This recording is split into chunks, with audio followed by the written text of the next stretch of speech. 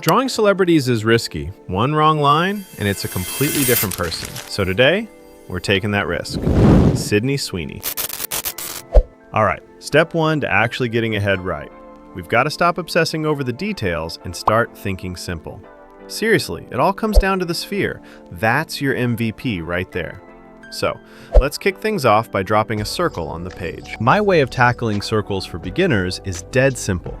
Just drop 4 points: top, bottom, and the sides. Basically, you're just boxing it in. Keep refining the shape until it feels right. But hey, don't sweat it too much. It's just a circle. Don't let it stress you out. Looking at the model, you'll see our sphere isn't actually whole. We need to carve out that side flat. But where exactly? I know that's what you're wondering. Let's find that sweet spot. Quick heads up. If you want to go from 0 to mastering Loomis, my full course is your best bet. It's on a huge discount right now, so hit the product on your screen or the link in the description to grab it. Let's get back to it. In short, guys, here's the simplest way to look at it.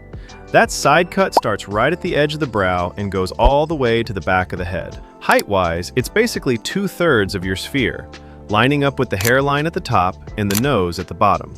We'll dive deeper into that in the next few steps. Next up, the brow line. It's a horizontal line cutting right through the center of our side flat. Just eye your reference, find the brows, and drop that line across.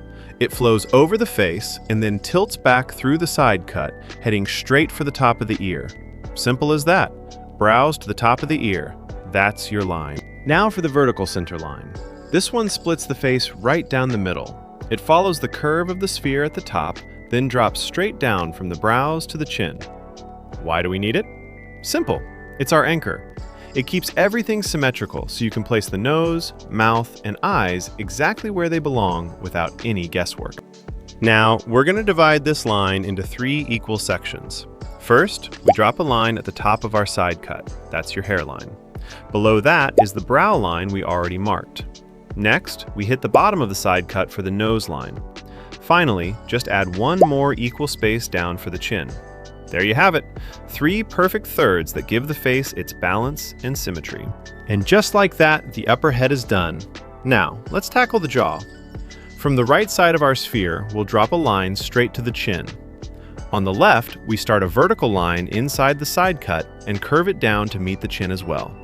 Boom, there's your jawline. Now, let's clean this up. We'll erase the inner part of the circle since we don't need it anymore, and carve out the eye sockets. See this blue curved line? It's our guide for the mouth width, making sure it's perfectly sized. Finally, we'll just block in the neck and shoulders. Nothing fancy, just a quick sketch.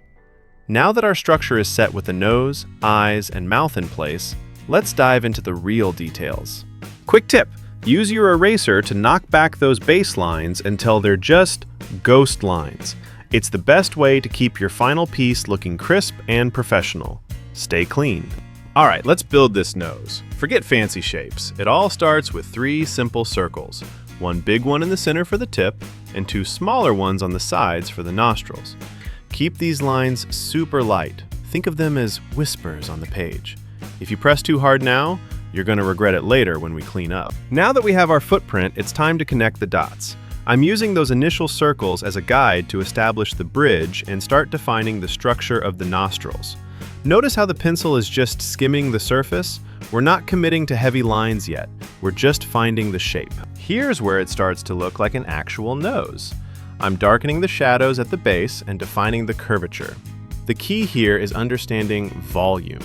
See that small dotted circle I made? That's my reminder that this is a 3D form catching light. The strongest darks are going to be under the structure. Okay, let's establish the mouth. It doesn't just float there, it connects to the nose. I'm extending the center line down to find the chin, and then laying down a soft horizontal line for where the lips meet. See those faint marks near the nostrils? That's our philtrum area, the key connection point between the 2 features. Keep this geometry light. The important part, understanding the planes. The upper lip is darker because it often faces away from the light. I'm using short, slanted strokes to fill that shape in. Notice how I defined the corners? That initial horizontal line is now a distinct boundary, not just a scratch on the paper. We're thinking structure here, not outlines. The soul of the mouth is in the center and corners. I'm darkening that meeting point heavy. Below that, I block in a dark triangle. That's the separation between the lower lip and chin. Check the texture on the lower lip. Just soft, vertical strokes to show the volume stretching. Boom. A mouth with character, tied perfectly to the nose. Don't forget the shadow under that bottom lip. That dark little pocket is what actually makes the chin pop and gives the mouth its 3D weight. Keep it soft, blend it out, and you're solid. That's how you tie the whole lower face together. Now that the mouth is set, let's go back and tighten up the jawline in that cheek plane. We're basically tweaking the edges to get as close as possible to our reference. Think of it as a final structural check. Once that feels right, we're ready to move down to the neck and the rest of the body. I decided to knock out the brows real quick before moving down. Since the hair covers half of them, they're actually super simple to draw.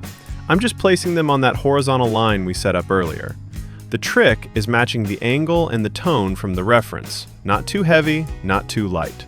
Just think of them as tiny individual hairs sitting side by side. Keep it subtle. Moving down, let's sketch this necklace or choker, whatever you want to call it. It's super basic, so no need to overthink it. Next, I'm just tweaking the back of the neck and shoulders to match the character's anatomy and blocking in the dress. I'll add some quick shading for light and shadow, but we're not spending much time here. It's not our main focus. Let's get to the fun part, the hair. First things first, we're laying down the foundation. Instead of thinking about hair, think of it as a helmet or a cap sitting right on top of the head.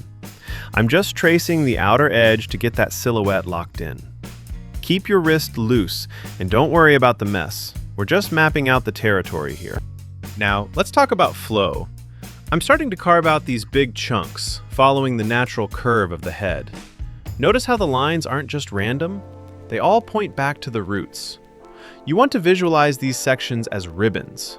This is what gives the hair that alive feeling before we even add the shading. Moving right along to the shadows. I'm hitting the areas where the hair overlaps with some deeper tones. This is where the magic happens. It's called ambient occlusion. By darkening the gaps between the chunks, we're making the hair look thick and layered. Pro tip, keep your strokes consistent with the direction of the growth.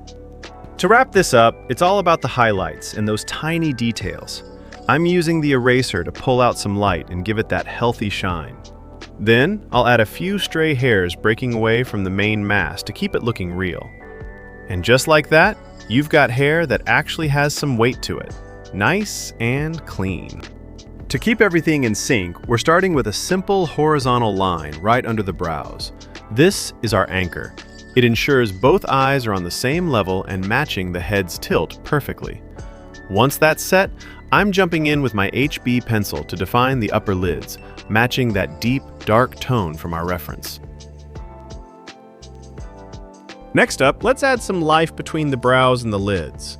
I'm laying down some soft shading here to really sculpt the area and make the bone structure pop. After that, we'll map out the lower lids.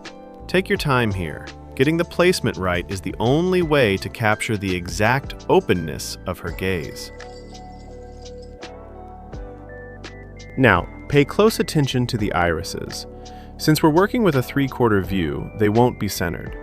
Notice how I'm shifting them to the left to follow the head's rotation. It's all about perspective. Once the placement feels solid, I'll drop in the pupils and some consistent shading to give them that depth. Last but not least, let's add those delicate lashes on the top and bottom. Keep them light and natural. With that, the eyes are perfectly aligned and full of character.